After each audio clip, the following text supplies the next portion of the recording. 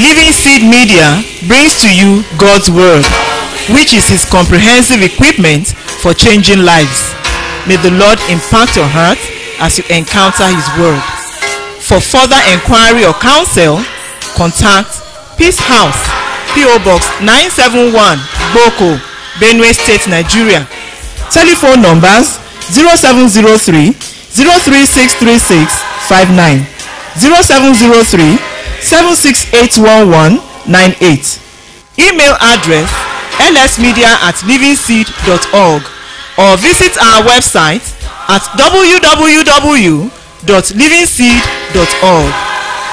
Let us sit back and listen as the servant of God brings forth the word of life.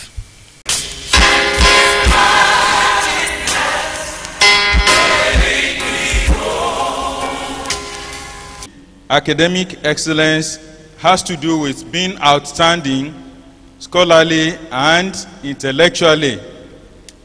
The question we'd like to ask is, what shall we say of a student who makes first class or second class upper division degree or their equivalent, depending on the educational institution such students attended, by means of examination misconduct, or an undergraduate, master's or PhD degree student who dubs some other person's project reports, thesis or dissertation to graduate? Or do we talk about a lecturer or teacher who plagiarizes or fabricates papers for publication in order to earn promotion? Would we say they have excelled academically? No. Thank you. We have some foundational scriptures to consider. 2 Timothy chapter 2 verse 5, which we have read over and over at this Congress, says that, or reads as follows: "And if a man also strive for masteries, yet is he not crowned, except he strive lawfully." And Proverbs chapter 22 verse 29 says, "Seest thou a man diligent in his business, he shall stand before kings, he shall not stand before mean men." We would like to consider some aspects of our academic pursuit as students, whatever be the name of the institution, college of education, polytechnic, monotechnic, university, whatever you have. There are some common denominators to our pursuits as students, and we'd like to outline them. We'll give some illustrations which may not be specific to your own circumstance. There's no way in such a presentation that we can capture what obtains in all institutions. So we'll just draw on some examples for our education. The first issue that should be of concern to us is registration. Obviously, registration is the evidence of your studentship. Permit me to tell you that once upon a time, in my own university, there was this student who was rusticated, expelled actually, not rusticated. Was given red card, not yellow card, on account of examination misconduct. This lady appealed for reconsideration of her case. It was not favorable. She went to court, and on that ground, she continued to move alongside with her so-called classmates, and she spent perhaps 2 or 3 other years in the university.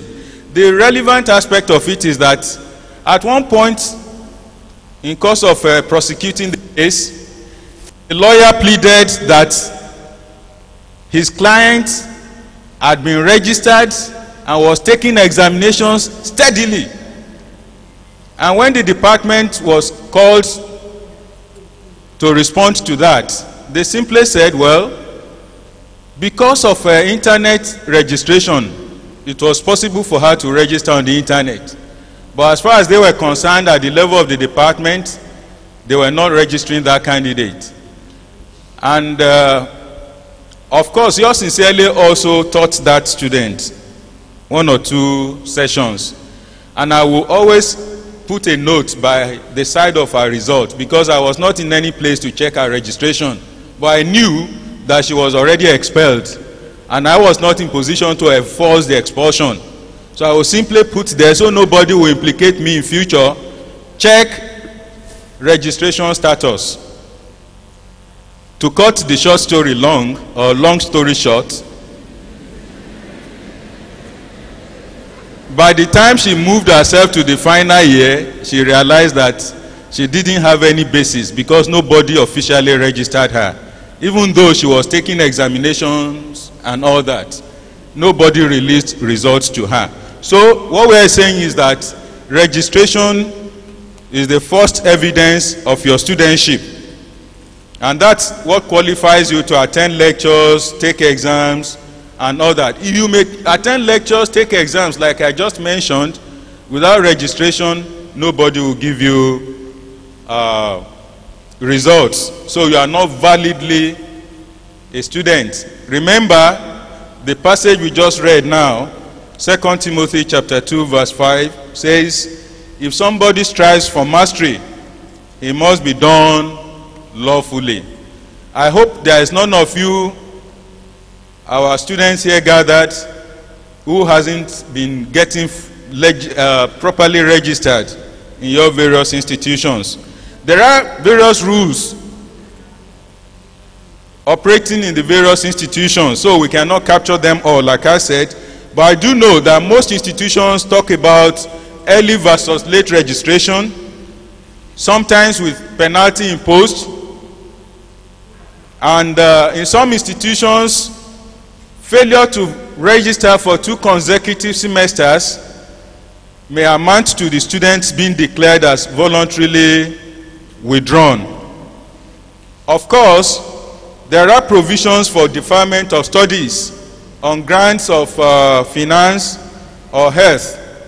If somebody cannot raise enough funds to maintain himself or herself in the university or college at a particular time, your institution may have provision for you to apply for permission to be allowed off.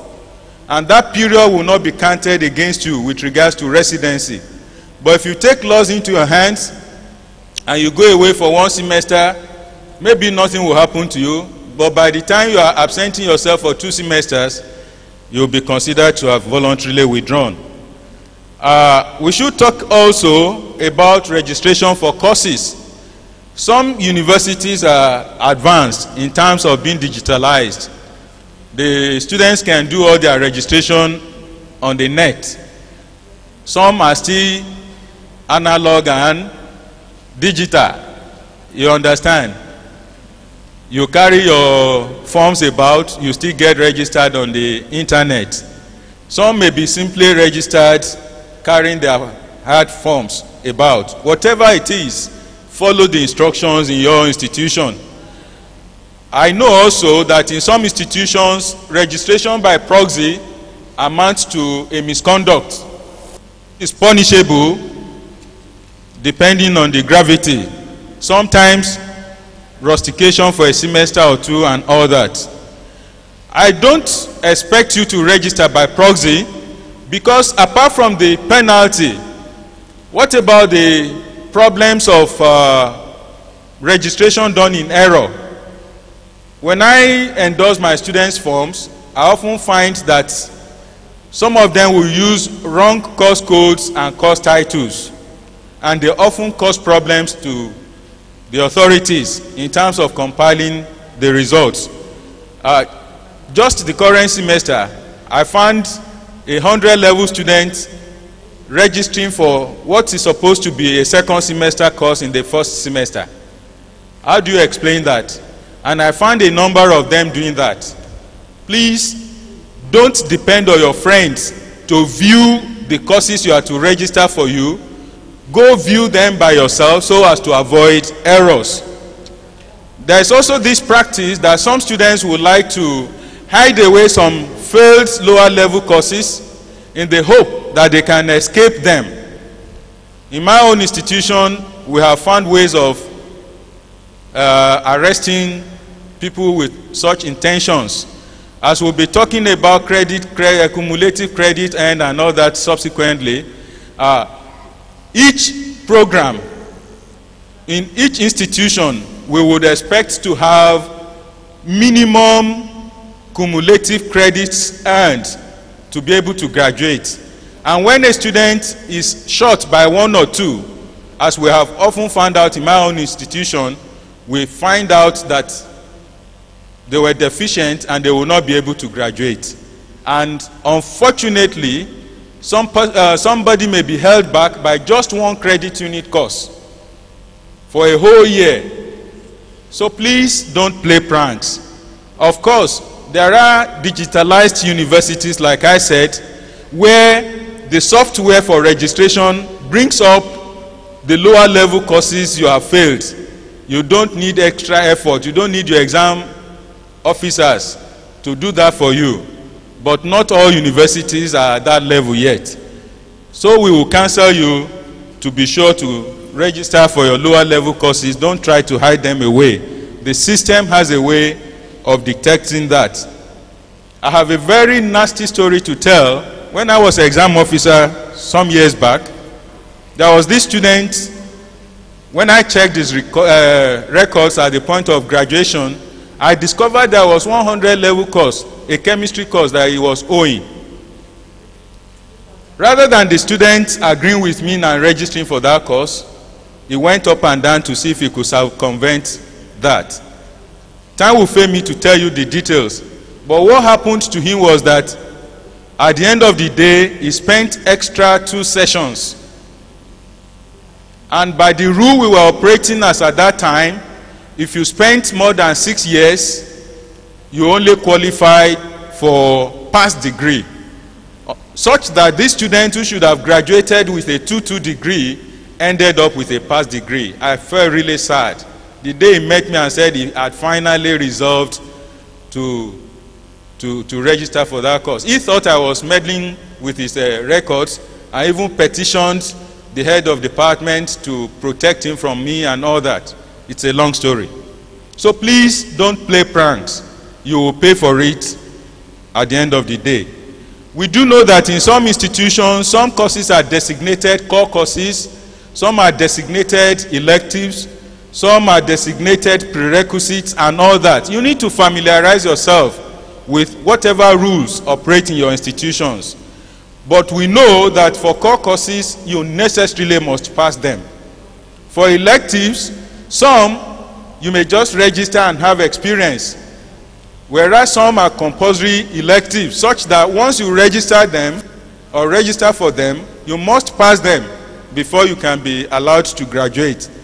And some courses designated as prerequisites are such that once you fail them, you will not be able to take some other higher level courses until you have cleared them. These systems operate in various institutions, and you do well to be informed about them. We must also talk about maximum allowable residency for each course. Generally, for universities, we know that the NUC guideline is that you are free to spend as much as 1.5 times the time normally required for your course of study. For example, if you are studying a course that requires 4 sessions to graduate, you may be allowed to stay on for 6 sessions and you still earn your normal degree, unlike that draconian rule that I told of earlier on. But anything beyond that, you may be asked to withdraw on grounds of residency. I do know also that in some institutions there are provisions for adding or dropping courses. After you might have registered normally, perhaps you discover you can't cope with some courses and you would like to drop them, or you find that you could still accommodate a few more courses that you want to accommodate, take. There are provisions for all this. Check out in your institution. Some institutions also require you to register in the health services before you can be considered validly registered as a student. I should like to talk about your accepting the courses that you have been offered if that is not what you originally intended to read. I know of situations where some students apply for courses and for various reasons they can't be accommodated in such, they are pushed to some others. I have found many generations of students in my own institution who are pushed into my own department, which is poorly subscribed to. It's like they don't want me to remain on the job. Because if I don't have students to teach, I'll be asked to go. So do you think they are being fair to me when they don't subscribe to courses in my department? So the system or the university authorities often push students to us who didn't choose our department originally. And sometimes we find that such students don't pay good attention to their studies. Sometimes when we get to interact with them personally, they say they didn't have the read such courses, so they didn't pay attention. And some damages would have been done, irreparable damages would have been done in such cases. So my counsel to you is that should you find yourself in such situations that you actually couldn't be accommodated in the course you intended to read, please settle down and trust that all things work together. Have we not come across that scripture in the course of this Congress? Who knows? God may be the one pushing you to that course which you didn't particularly ask for. Now we go on to talk about lectures and practicals and all that. We know also that in some institutions there are provisions that if you do not attend at least 75% of lectures and practicals, you do not qualify to write the end of semester examination. But should a good Christian student wait for such rules from all that we have been taught or instructed at this Congress about diligence and what have you, we would expect you to promptly and regularly attend to your lectures and practicals, and also to make efforts to sit in places where you will not be unduly disturbed by your colleagues. There are some practices that will help you in taking good notes. For example, not overrunning margins, using shorthands that you have come across in mathematics or chemistry classes, wherever. Devise your own shorthand so you can catch up with the speed of your lecturers, because not everybody teaches. Some lecture, they just talk to you and expect you to be able to pick the points and write down at a convenient speed. I also will encourage you to use colored pens or text markers and leave gaps when you have missed out some points that your lecturers have made, so that you can meet your colleagues at the end of the class rather than tapping them while still in lecture hall to ask what the lecturer said last time. While you are doing that, you missed something. The one you are tapping to know from has also missed some, and on like that. There will be multiple effects or chain reaction or whatever you call it. I should like to talk about careful handwriting. Some of you will tell me that you are dried fishes, you cannot be bent. I tell my students, if you think your handwriting is so bad, just go and buy a 2D exercise book and we can work together. I'll take you through. I'm not bragging that my handwriting is particularly good, but I think it's manageable. But if you have seen some of the things that I have seen and many of our colleagues here, you will know that some handwritings are terrible. And tendencies for lecturers when they are marking manuscripts. For me, when I come across very bad handwriting, I just put them aside, because I make it a point of duty to try and read through every line, every sentence, to know where my students have made the points. I don't want to gloss over their scripts, but poor handwriting will slow me down. So I will create more time for them. And you know, it can be a problem depending on the makeup of the lecturer concerned. Okay? I I counsel you also to do your assignments and submit same as and when due. Permit me to tell you the story of one of my students about 2 sessions ago. Because she had access to my GSM number, she called me up one morning and said she was not going to be able to attend my lecture. I said, fine. Then secondly, I should please tell her friends in that class to please do one assignment for her and submit.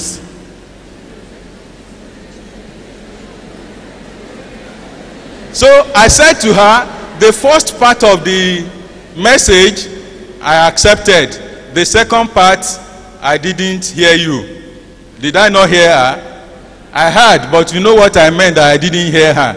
Nevertheless, I went to the class, taught her mates, and at the end of the class, I called that friend of hers. I said, this is what your friend told me to tell you, but I told her I will not tell you. I said, so this is what you folks do. Of course, I do know. Because over time, I have come across student scripts where it will be so evident to me that they copied one another.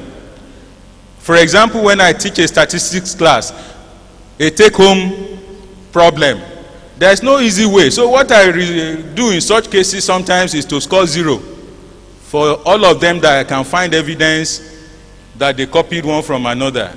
Don't ask me how I know, but be sure I know. If you want to know, you can meet me, because I don't want to teach the whole lot of you some of these things. I had a very bad student who did assignment for his friend and stupidly wrote his own registration number for his friend. So what more proof do you require of me? I simply scored the two of them 0. Okay? So you do your assignments and submit. Don't engage in dubbing. There are certain situations that it's not a crime to work together. Actually, for such courses, I tell them, I cannot stop you from working together, but be sure that you know what you are copying one from another. Because in the exam, you'll be on your own. And if you simply copy it, and we find that's what happens, they simply copy and don't get to learn the stuff. Now we'll talk about studying. My counsel is that you devote more time to courses with heavier credit units. What did I say? Devote more time to courses with more heavier credit loads. If time permits, we will be illustrating how to compute your GPA or CGPA for purposes of those who might not be aware of such, where your institutions use such system to classify you for degrees at the end of the day. But I would expect all of you students to know what system operates in your institution and to be able to compute your own grades. Again, regarding studying, we advise that you seek help from your fellow students or lecturers where you have difficulties. Yesterday, one of our instructors talked of the good olden days where there were tutorial masters. I enjoyed a bit of that also. But I know that there are some Christian groups who, in the absence of tutorial masters and all that, organize tutorial groups for their members. I think that is a commendable thing. But such should not be turned to gossip groups. You understand what I mean? You may have a student at 200 or 300 level who is very good in some 100 level courses, which usually pose problems to fellow students, and they are organized to teach them in groups, and that is very good to do. But nothing stops you from meeting your colleagues one-on-one. But please be sure you don't give room for the devil to do some unintended things. We will counsel you to avoid time wasters, including frivolous visits, TV, movies, extra cool practices, and all that. They may not necessarily be sinful, but they could be weights. You remember we discussed about weights in course of these Bible studies and things. They may weigh you down. When you should be studying, you go visiting people. You waste your time. You waste your friend's time. Or you engage in watching Man U, Chelsea. You are a fanatical fan and all that. There is time for everything. We would counsel you to also use daily timetable to plan the use of your time. Procrastination, they say, is what? Theft of time. Tick says the clock. Tick, tick. What you have to do, good. So you also belong to old school. I thought we were taught in the old school. So new school also learn such things. So there is time for everything, according to Ecclesiastes chapter 3, verse 1. A time to read, a time not to read. A time to visit, time not to visit, and all that. And the book of Proverbs contains a lot of instructions on diligence.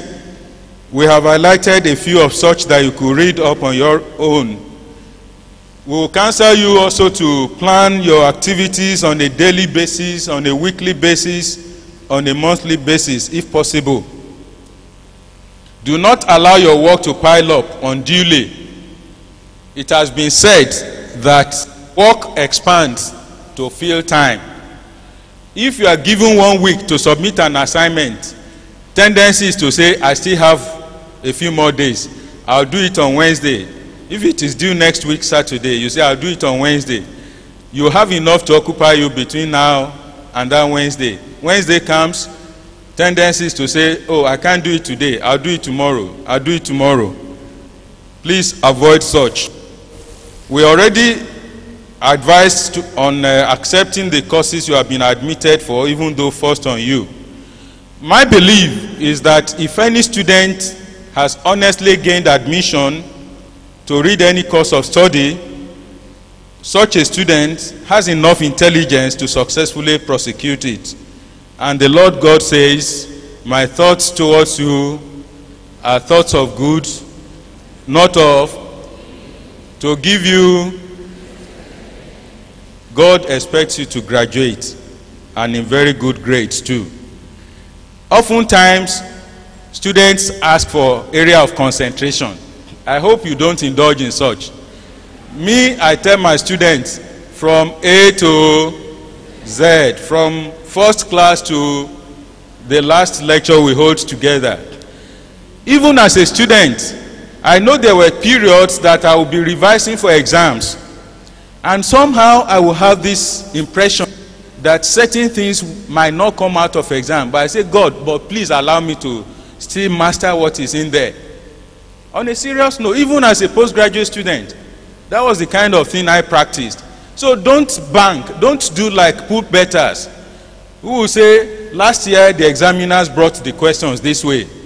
They normally repeat questions, so the questions will come this way or that way.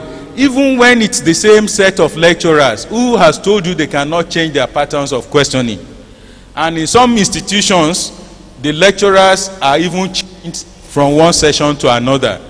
While it is not an offense or crime for you to practice with past question papers, it is not good for you to bank and hope that certain questions have always come out in certain patterns, so you can be sure they will come out in your own time.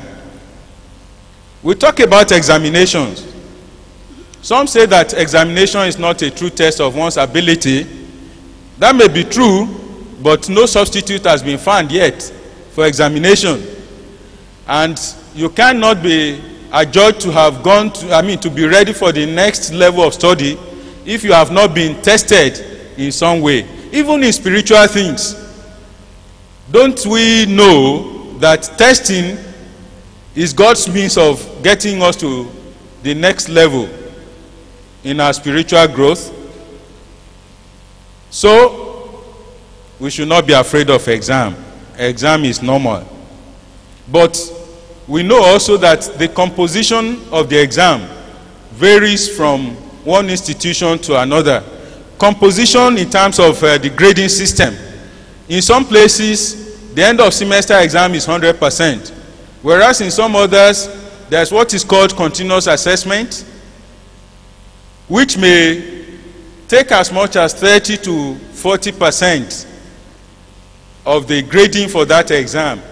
And in some disciplines, the continuous assessment may even carry as much as 60 or 70%, the reverse of what you know as continuous assessment. So there's no hard and fast rule about it. And your continuous assessment, the lecturers at liberty to announce to you they will give tests, not to announce, to give you take-home tests and all that. There's a particular course I taught last session, and there were certain things that I considered relevant to the exam. I won't tell you details for reasons of time. But it so happened that two of us taught that course, and I couldn't give any formal test to my students. I simply fell back to those little things that I was testing in them as the lecture series progressed. I had marked them, hoping to take such back to class and correct their errors. But since they wouldn't give me time and the semester was exhausted, I fell back on this for their continuous assessment. Do you think I did well? I think I did. Maybe you didn't think so. The examinations could be of various types. Some could be essays, some could be objectives, OBJ, some filling gaps, and whatever it is, you must face exams. That's the critical thing. But we must emphasize that you need to read through and follow instructions properly. For example, students are often told how many questions to answer in all, how many to answer from each section and all that. And again, don't suppose that the instructions will be static. The same set of instructions will apply that happened last year, will apply this year. Even if they will be the same instructions, what stops you from viewing the instructions properly to be sure you are correct? In assuming many students have made a mess of themselves. Also, we do know of situations where students will be told to start answering each question on a fresh page, or not to write on their question papers, writing the number of questions they answered in the order done in the space provided on the cover page of their scripts, and all that. They all have their places. In my own department, we more or less have a tradition that no single lecturer teaches a course alone for various reasons. It has its own advantages and disadvantages we were not in position to examine here. Okay? But let me tell you that when you mix my question on one page with my colleague's question on the same page, you are asking for trouble. Because some of us have developed the habit of putting page totals. And if the person whose question is on top there, marked and put carelessly, I will say carelessly because it's not ideal, put your score at the bottom of the page. Whatever you have written for the other lecturer, which is half of that page, you are most likely to lose the score for that, because tendency is for that lecturer to suppose there was nothing relevant to him there. So there are many implications which time will fail us to discuss fully. But we talked about writing your registration or matriculation number very clearly. You may not believe me, but when I tell you a story here, except I tell you story, that one you will know is a fiction. But other stories I tell you are things that I have experienced personally. Sometime I taught a course and found that two students' numbers coincided perfectly. And I went to investigate. And I discovered that in one case, a student whose number should have terminated with 3-2, he wrote 2-3. Did you follow me? Somebody who should have ended his number with 2-3, wrote 3-2. Fortunately for him, because there was that coincidence, I went to investigate and discovered his right number, because he indicated on the attendance sheet the correct number, and I was able to rectify that. But if there were no coincidence of two numbers like that, I would simply have been misled to record 3-2, and that student wouldn't have had any grade, and he will come back to ask for correction to his result and all that. We found so many of such cases. Again, while the system may correct such errors, the student would have lost out a lot, except these days of computerization of results. In the days where we kept sheets of paper, if correction is done to only one student's result, don't you suppose that result is likely to be lost somewhere? And when his transcript or her transcript is to be prepared, tendency for the people preparing the transcript is to look for the bunched result and simply reflect the incorrect results for him. And God helped that student that it was not failure grade that was recorded. Because if it was failure grade, once they meet failure grade and there is no indication of where you made good the failed grade, that is where you register subsequently and pass, nobody will give you that. At least in my system, they find it difficult to prepare transcript for such students. So there are a lot of things you lose when you don't do things right. I tell my students of little things that matter. Okay? We should talk about the choice of questions. When you write exams with essay questions, it is advisable that you look for questions that have many parts, not what I call or is known as all or none. Such all or none questions are such that if you know them, you may score 20/20 or 25/25, but you are gambling bad if you don't know them and you supposed you know or you knew, because you may end up scoring 0/20 or 25 depending on the maximum mark. Do you permit me to tell you that I have marked scripts or exam questions wherein students scored 20/20, and in the same class some scored 0/20, even when they are not all or none type of questions, even such that are moderated by external examiners, and nobody has queried me, because there are usually marking schemes that we follow in grading your script. Okay, so please be careful in choosing the right type of questions. I already talked about legibility of your handwriting. We should talk about your maintaining good speed when you write exams. You need to maintain good speed. You need to allocate your time properly. Don't spend all your time on the questions you know you can write very well. The little you write on the difficult questions may earn you such marks that you cannot imagine. Okay? I should also advise you to be organized.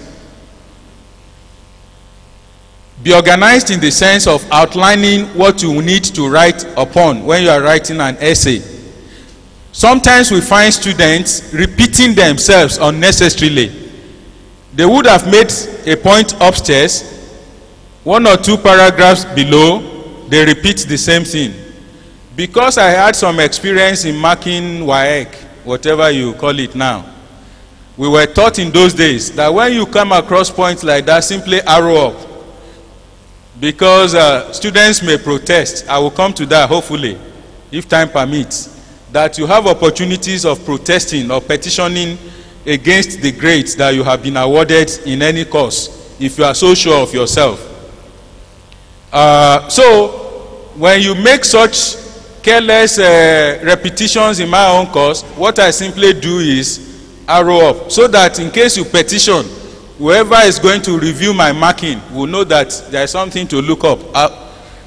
To check up there. You already made the point and I awarded you the grade. Okay? You should also start with easier questions so you can gain some speed. Don't start with the more difficult ones that could waste your time. Don't hurry out of examination hall. Don't cancel any question answered until satisfactorily replaced. Because what you have cancelled in error, you may find you didn't have time or you don't have time to replace properly. And if you had left uncancelled, you would have earned some marks. You shouldn't also discuss past examinations when you are still expecting some other papers ahead, because they could demoralize you. Even if you have performed so wonderfully well, you would have wasted some time discussing what is past. Remember what Paul said in Philippians chapter 3. What did he say? He left behind whatever was past and did what? Pressing on. So be more forward looking than discussing the papers that are past. They have a way of demoralizing you. Do not read in isolation, because there could be information to pass around that you will miss out if you read in isolation. You should also monitor changes in examination timetable. It is not good to modify examination timetable, but they do occur for various reasons. And of course, I don't need to tell you to avoid examination misconduct, which come in various forms. I have some of them listed there because I don't expect you to practice them. We will not waste our time there. Having written exams, we expect you to be graded. Not so. Depending on your system or the system in your own institution and discipline, to earn an A grade may be 70 and above, 70% and above, B 60 to 69, C 50 to 59, D 45 to 49, E 40 to 44, and F is anything 39 and below. I tell you, 39 is not the same thing as 40. Some of you will say that lecturer was wicked. That's where your continuous assessment and the like come in. Whereas some may be generous to help you to cross over from 38, 39 to 40. Don't expect anybody to adjust 59, 69 for you to help you get to the next higher grade. It's not often done. Now, depending on your institution, if you score A, it might be awarded 5 points. That is in the grade GPA system, grade point average, or CGPA system. In such systems, A is awarded 5 points, B 4 points, C 3 points, D 2 points, E 1 point, F 0. And for the final grading, there's what is called cumulative grade point average, such that what you earn in one semester is added to another semester and another semester till you get to the end of your course of study. And the overall grading is such that if you want to make a first class, you would be required to have made not less than 4.50. Again, I should tell you that 4.50 is not the same as 4.49. Did you hear me? You may say, is it not just a difference of 0.01? These people are wicked though. If you know how CGPA system works, you will know that it's a lot of effort. So if you want to earn 4.50, you start from your first year. Because in the GPA system or CGPA system, it's often easier to come down than to climb up. That's not to discourage anybody. We have seen people improve over time. There's a little space there below your handout, I guess. Can you quickly draw some 9 columns for me? You know what columns are? Quickly draw 9 columns because I want to dictate some things to you. Earlier on, I had mentioned that you should pay a little more attention to courses with heavier credit units because they have implications for your grading eventually. Have you drawn them? The first, okay, you have drawn 9 columns. Now do some 3 or 4 rows for me. 3 or 4 rows.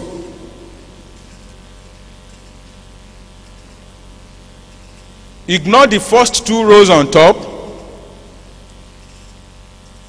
and come to the third and fourth rows, put X and Y in the first column. And then on top, label that column candidate. We are going to be using candidates X and Y for illustration. The next column, have you done that? Am I too slow?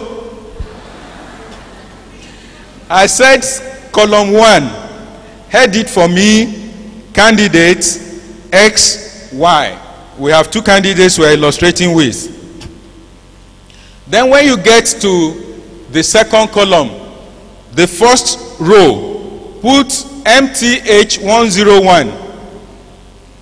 MTH101, that's a course, isn't it? Math 101. And then the second row under it, put 4, which is the credit loading. Did you do that for me?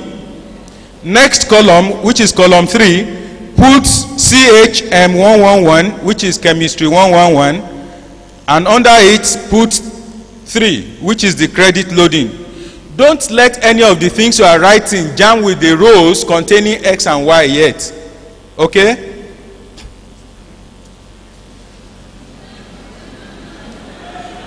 They jammed. Hey, yeah, sorry. I told you to write in column 1, third and fourth row, X and Y.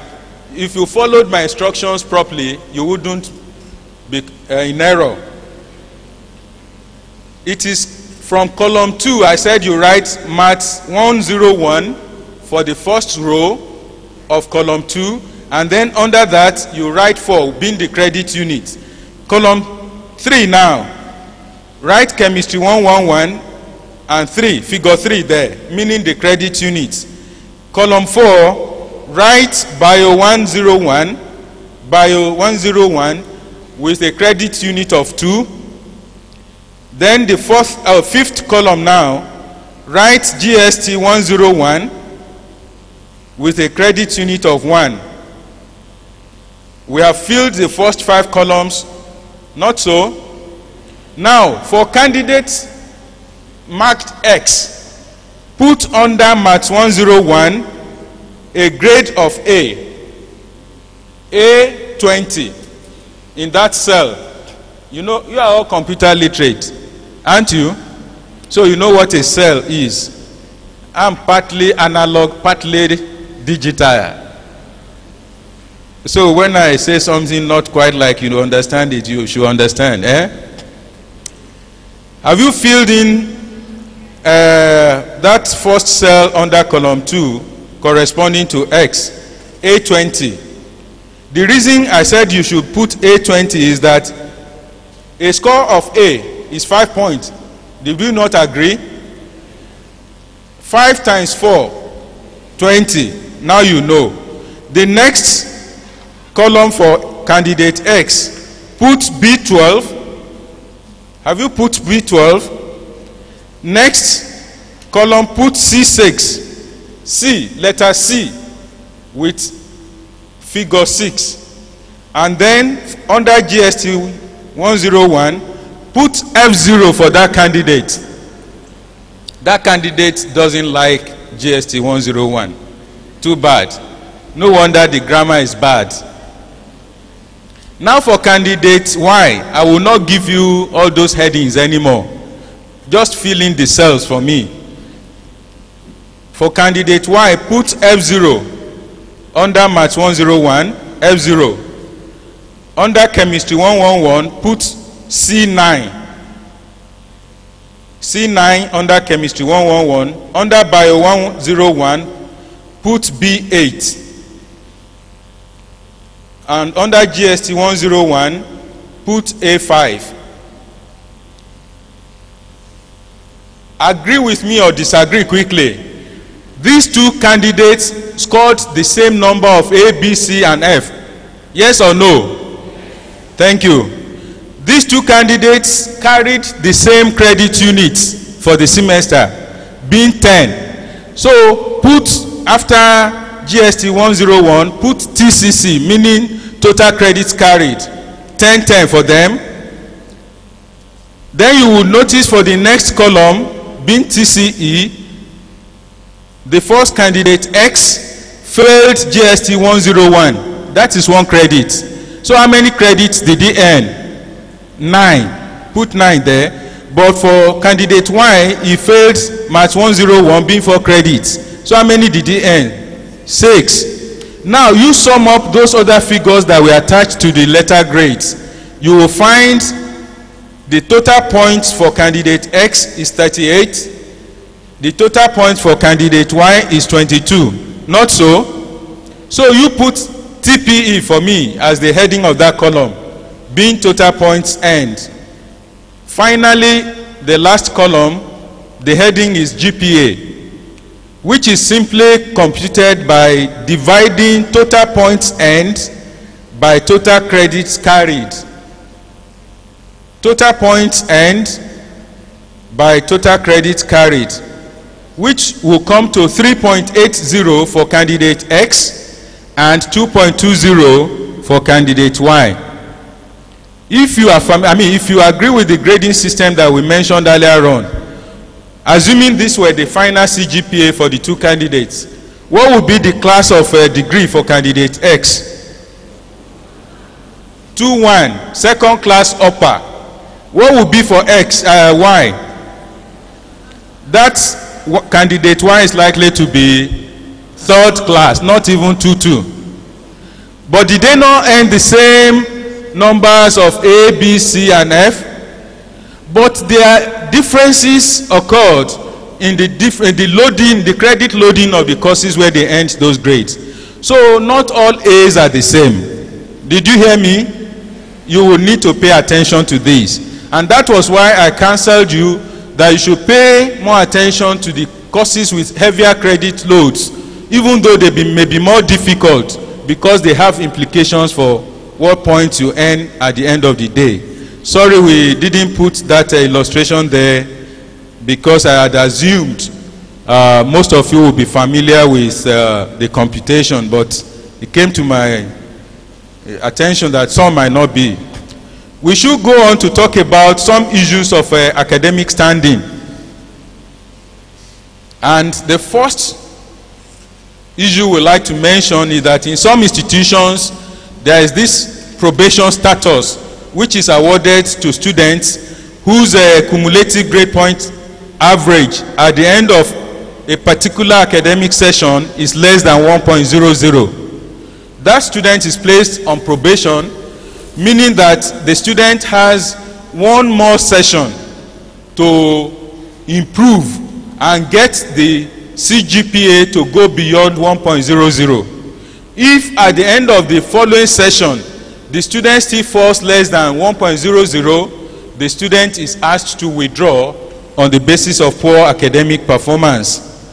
In some other cases, students may be asked to withdraw. For example, in my own institution, we have a provision such that in the first semester of entry, if a student scores 0.50 GPA or less, that student is advised to withdraw, because we have modeled it, and it has been proven that such students can never graduate without getting withdrawn eventually. So it's better they are advised to withdraw quickly. In my own institution again, if at any point in the course of study a student lands himself in CGPA of 0.70 or less, that student is also advised to withdraw, because it has been modeled and proven that they may not come out of withdrawal even if they are allowed to stay on.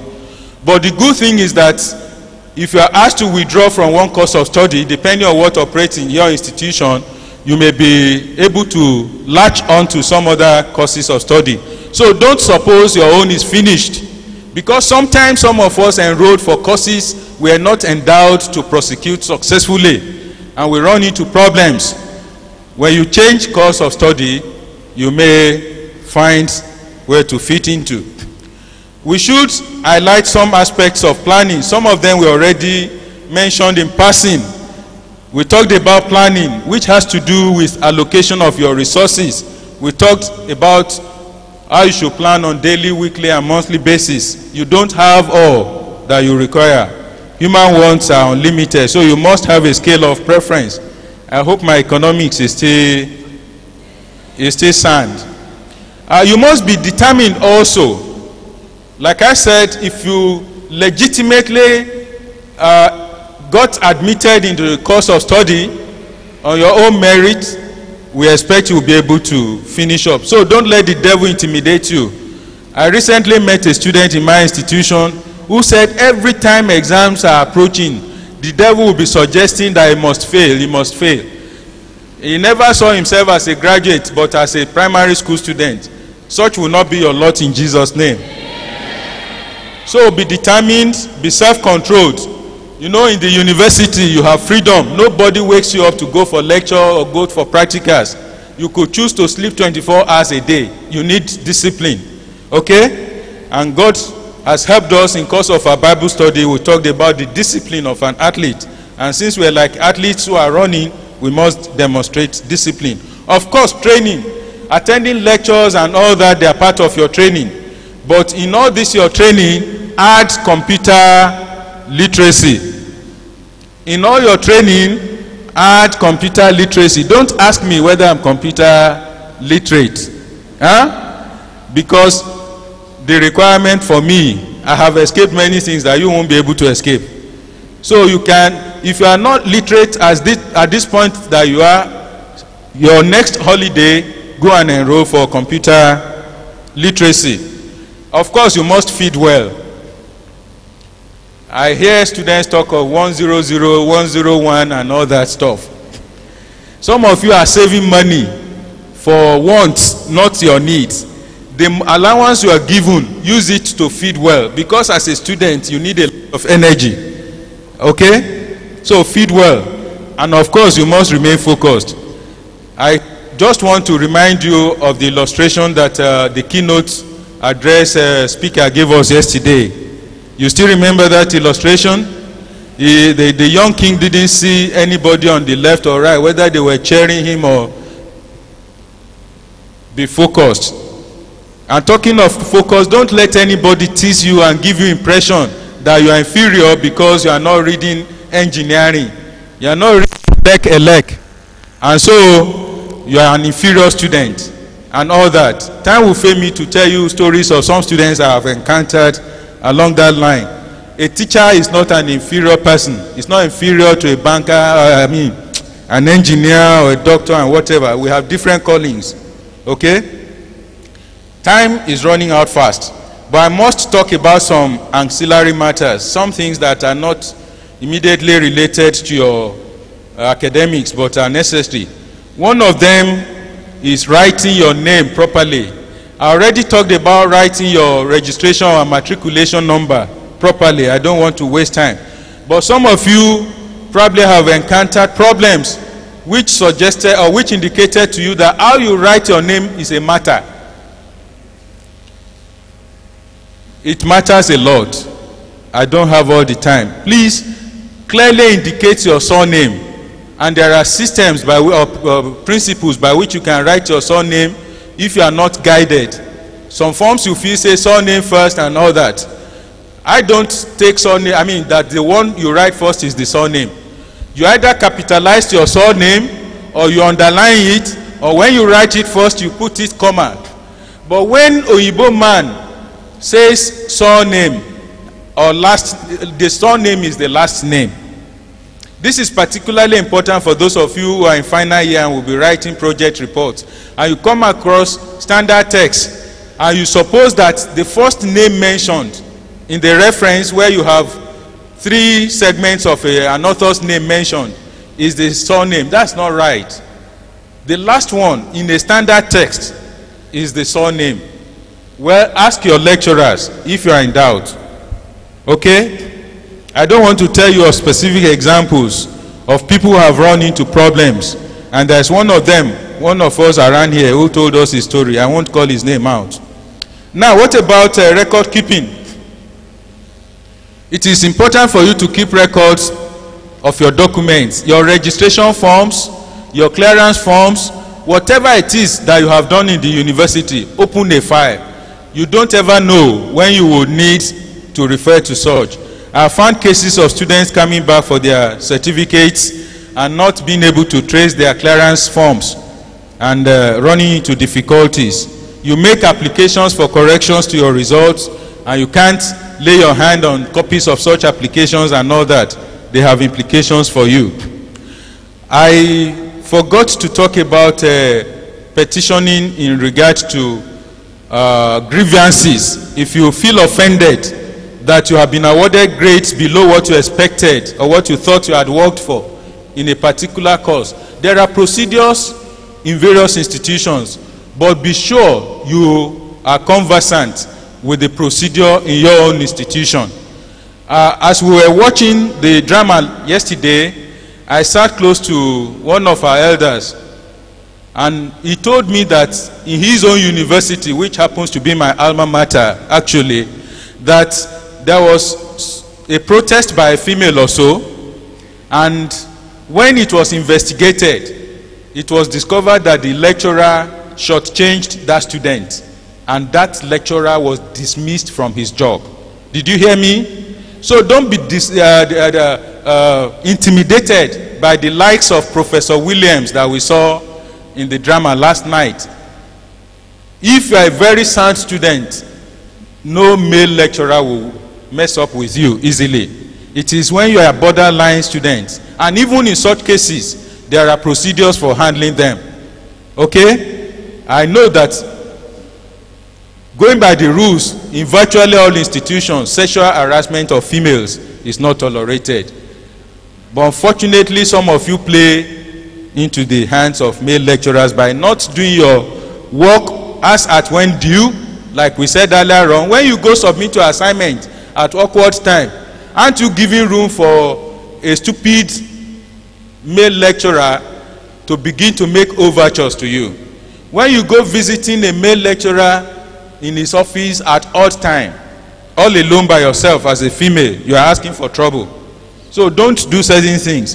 But should you still have genuine cases, look around for mature Christians. There are ways of getting such problems solved. Okay? I should encourage you to observe your institution's rules and regulations. If you read those references, they would indicate to you that it is good to observe. You may want to add also Romans chapter 13 verse 3. Romans 13:3. We are not unaware of cases where some students have been framed up in some institutions. Some people are sent after them to implicate them for whatever reasons and all that, but God will deliver you in Jesus' name. There are dress codes, there are hostel rules and all that. Please observe them. In conclusion, I want to tell you that you must accept responsibility for whatever happens to you. You are responsible for whatever you experience academically and otherwise in your institution. Don't shift blames to others. Don't find scapegoats. And I want us to quickly read a few verses of scripture so we end up our discussion. Ecclesiastes chapter 12 particularly, you can read Hosea 10:12. Says, break up your fallow ground, it is time to seek the Lord. Sow to yourself in righteousness and all that. Let us read Ecclesiastes chapter 12. We have a few instructions that will be helpful to us there.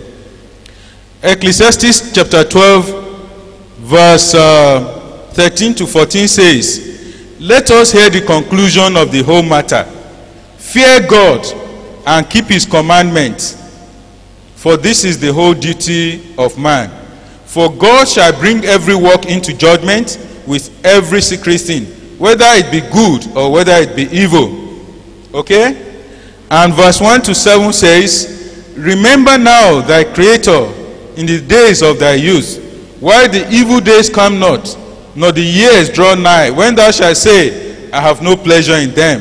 While the sun on the light, or the moon, or the stars be not darkened, nor the clouds turn after the rain. In the day when the keepers, and so on and so forth, you can read them. Finally, Matthew chapter 6, verse 33 says, seek ye first and And thank you very much. Before I take my leave, there's a chorus that I like so much and I would want to sing. I hope I'll get it right. There's an old school way I sing it, and people tell me there's a new school way of singing it. I can live a clean life in a dirty society. Jesus can help me live a clean life. So you know it. God bless you. God bless you. Thank you for listening to the old school chorus.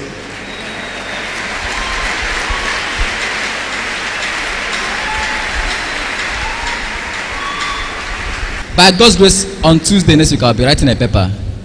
And for the first time in my life, I'm going to be writing what they call open book. And as a Christian, with what I've been taught all this while, I felt it is being, it's legalizing malpractice. So I want to ask, if a lecturer say, come with your ammunition into the exam hall, am I free to do it as a Christian? My response is that it is very, very legitimate to conduct open book examinations. Are you with me? It depends on your discipline and the nature of the course. Since it is the examiner who says come with your books, there's nothing criminal there. There's no offense there. Second one, sir. Good evening, sir. Please, just go straight to your question. No preamble, no greeting, nothing. To save us, please. Sir, in the case that a student didn't pass some prerequisite courses and the student changed to another department and the reg number wasn't changed, and now some lecturers stigmatize the student by, making him feel that it's a carryover, and they don't mark his script just like they mark others. So what can this student do? It is your right, okay, to change course once the system allows it. Again, we may not be able to treat each case here. We can only talk of principles. If you will speak to some senior Christians on the staff there, they will know how to. And you have your head of department, you have your dean and all that to help you. Whether or not they are Christians, it is their duty to do. But you have added advantage where they are Christians because they are likely to take their jobs more seriously. Just please seek counsel. And don't be ashamed that you have had to change course. I alluded to that in the course of my presentation. Sometimes we are not well endowed for certain courses we have chosen to read. We may gain admission and find that we cannot cope. The best or the better thing to do is to change course of study. So it's not a crime. Don't be intimidated. Okay? Let nobody intimidate you. A medical student was going to be examined orally, and as she sat before the examiner transferred aggression to her for whatever reason and began to be hostile to the point of asking her to go out. And the young lady said, no, you can't send me out. You must examine me. You have not asked me a question which I couldn't answer. So on what basis are you sending me out? Listen, it is not arrogance. When you confront your lecturers, you should not be intimidated. Actually, part of the things I had in mind to tell you is not to allow any lecturer intimidate you. When you are standing on a firm foundation, on firm ground, you'll be able to look your lecturers in the face politely. Just like the Hebrew children said, O king, we will not be careful to answer you in this matter. Our God is able to deliver us, but even if he will not, we are ready to damn the consequences. So please, don't be too timid don't be timid at all before your lecturers or examiners. So long as you're on the right ground, you have some inalienable rights as students, but you must be sure you are standing on correct grounds. I think that's the much we can take about that. It's no more news that some lecturers offer students fake admissions, even in a genuine university. Now, a student that is offered a fake admission and is in he has been given everything, the registration, everything seems to be authentic. And the students now got to 400 level, and it was now discovered that the student has been over fake admission by some lecturers. Now, the university authority now discovered that, and they expelled those students and sacked the lecturer. Now my question is, whose fault is it? Is it the lecturer or? You should be asking the institution, sir, that sanctioned both the students and the lecturers, because both of them were guilty. Listen, we have just read scriptures telling us that an athlete strives lawfully if he must win the prize. If somebody gains admission by back door, is it wrong to throw that same student, to graduate that same student through the back door? but There are legitimate procedures for gaining admission. If you don't gain admission that way, be ready to be treated in such manner too. There are procedures. Please, those who gain admission by backyard or through the backyard know what they are doing, and don't be surprised that such things happen. Praise God. I will ask one question. I said, my question is centered on examination malpractice.